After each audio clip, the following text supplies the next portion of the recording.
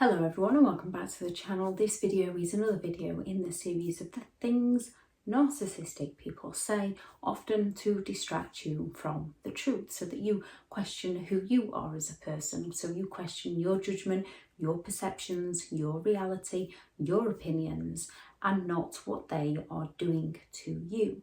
This video is going to focus on when a narcissist comes at you with "you're imagining things." A narcissist can flirt with somebody in front of you, and when you go and ask them about this, just to have a two-way conversation and a bit of a communication with them to find out whether you are misunderstanding things, which is another thing they will say to you, or to find out what's actually happening, a narcissist will come at you and say you're imagining things, or they can promise you something in the future to get their needs met in the present, and when that future hits and you ask them about that promise they made, they can say you're imagining things, I never said that. Or they can humiliate you in front of other people, and when you go and speak to them about it, they can come at you with I was only joking, or you're imagining things. When around a narcissist and their gaslighting, it's an incredibly confusing place to be. When a narcissist comes at you and claims that you're imagining things, what a narcissist is aiming to do is to get you to question yourself more. They don't want to answer the question you've asked them. They want to plant more seeds of doubt within your mind and more questions within your mind. They want you to question your memories. They want you to question your perception. They want you to question your judgment of events, of their behaviour, of things they may or may not have said.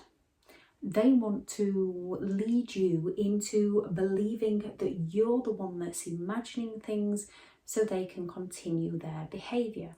They want to lead you into believing, by saying something as simple as you're imagining things, they want to lead you into believing that you're imagining things and that you're going crazy, so that you're the one questioning what's happening to you and what's happening to your memories and what's happening to your judgment and what's happening to your perceptions, so that you no longer question their behaviour, because you're too busy trying to work on yourself. You're too busy trying to improve yourself, which then distracts you from their behaviour so that they can continue their behaviour.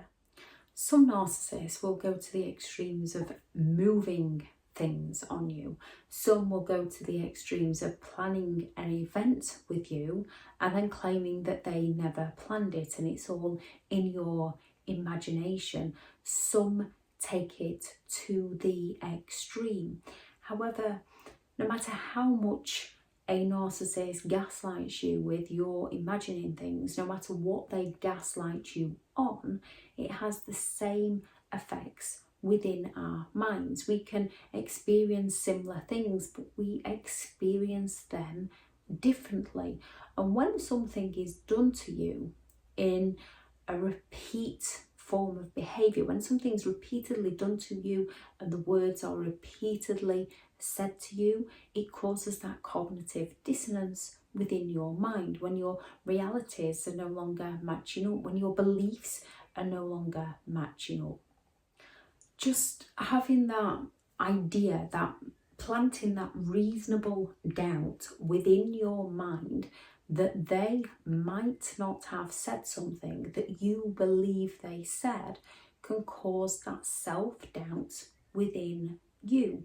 When they've humiliated you in front of you and in front of others, and they claim that they're joking and you need to stop overreacting and that you're the one that's imagining things, it plants those seeds of self-doubt within your mind, which the narcissist will repeatedly say to you, so that those seeds of self-doubt grow and you're the one that ends up believing you're the one that's imagining things while they continue their behaviour. And some will go to the extremes of getting you to the doctors and trying to get you onto antidepressants so that you're left feeling numb, so that you're left feeling nothing, and so that they can further their mistreatment of you.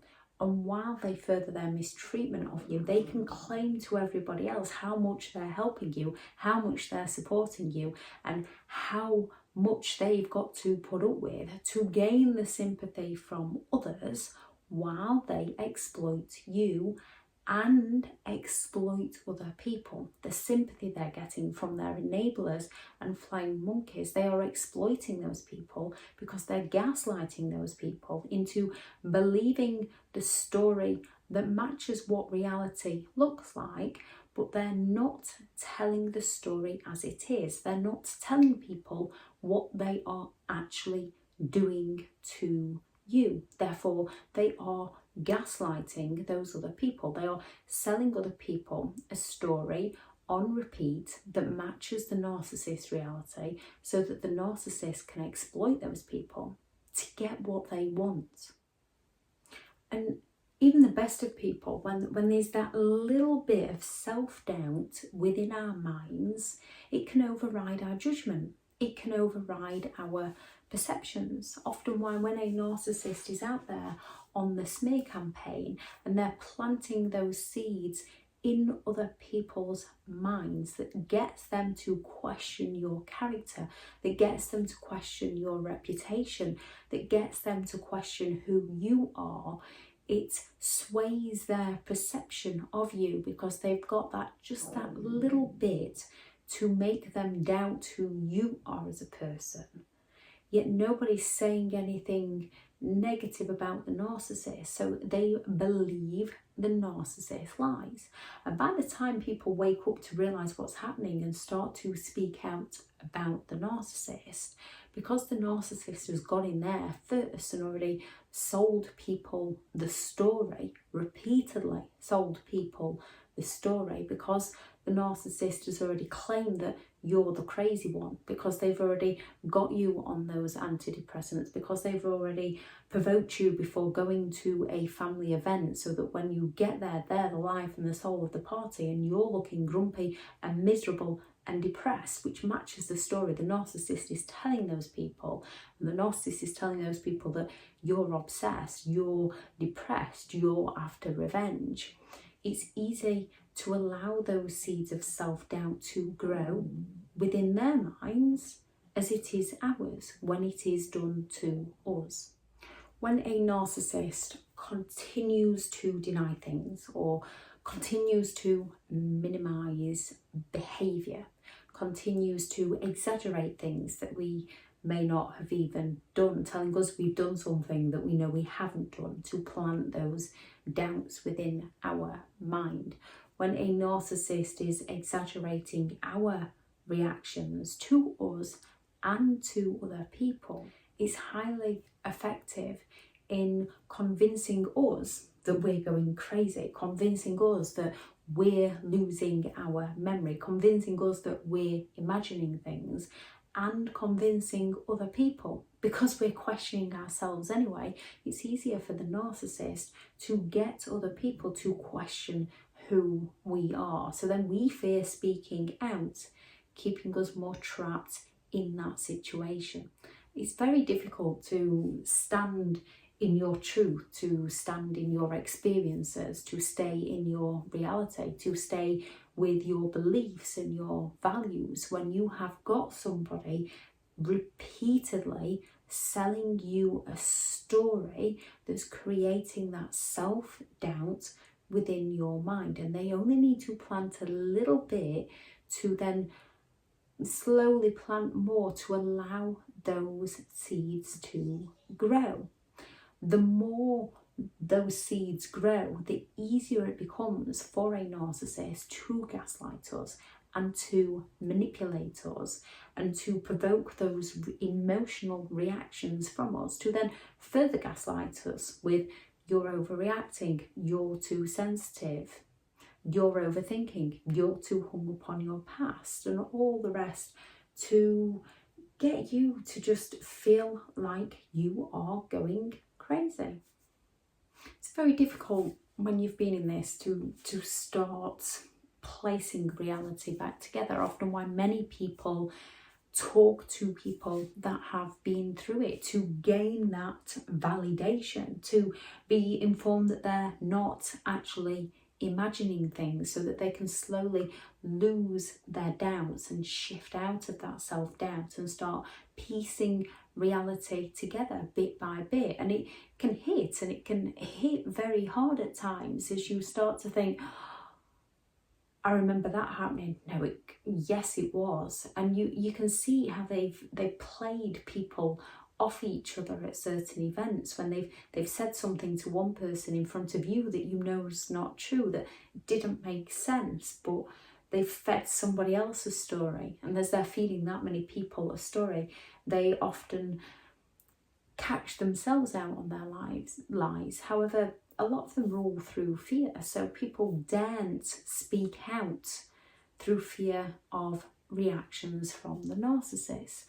A lot of them rule through love. So if you speak out, they will withhold that attention from you. They will go on the silent, those passive aggressive silent treatments and sulks, gaslighting you more into thinking that you're to blame for speaking out about the things they're actually doing to you. In order to recover, one is speaking with those who have been through it to gain that validation, learning to recognise the red flags, learning to recognise the phrases that they say and why they might be saying them.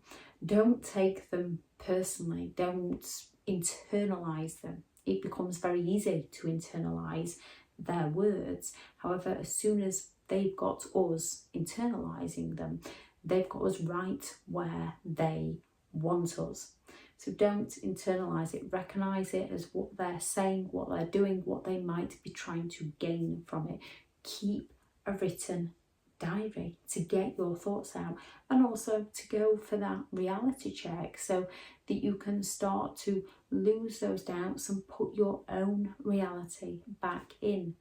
This is why no contact is one of the best methods, because limiting your time around them allows you to have time without being gaslighted by them. It allows you to get in touch with your own thoughts, your own feelings. It allows you to rationalise your own thoughts, your own perception, your own judgment, and not what somebody else is telling you how to think. Gaslighting it's underestimated. It's a very severe form of psychological manipulation, and it causes so many damaging side effects, not only on people's mental health, but also on people's physical health, due to all the confusion, due to all the stress, due to all the medication that you can end up on because of the very person who's claiming they love and care about you, gaslighting you to exploit you, to get their needs met with a lack of empathy, to care for how they are destroying you. No contact, limited contact is always the best method. Keeping a diary to gain your reality back, learning your values, learning your beliefs, creating your boundaries, and learning those red flags, learning to listen to your own intuition, your own instincts. If something doesn't feel right, it usually isn't. Don't listen to those who are trying to convince you you are wrong when what they're doing is hurting you. If somebody genuinely cares about you, they would want to listen to you, communicate with you, understand you. When you go to someone and ask them something and they make you feel worse for asking them about something, that's a big red flag that it's time to take a safe sidestep away from that person. because most people, most genuine people who care for other people, want to make others feel better about themselves. Narcissistic people drag people down. Genuine people try to raise people up. If anyone has any thoughts on the video, please do add those into the comments. If you are new to the channel and you do find the information helpful on the channel, I'm Elizabeth Shaw. This channel is all about the narcissist personality disorder. So if you do find the information helpful on the channel and you are looking for more information in this area, please do subscribe. I shall add some resources into the description. I'll add the playlist on things narcissistic people say and the video about 15 things narcissistic people say to distract you from the truth. I do have several online courses available. Those will be in the description. They are just a step-by-step guide to understanding and overcoming narcissistic abuse. I am full for one-to-one coaching. I have partnered with BetterHelp and their sponsored link is also in the description if you'd like to take a look at those. Thank you very much for listening. Go out there, create the day that you deserve, because you do deserve to have an amazing day. Bye.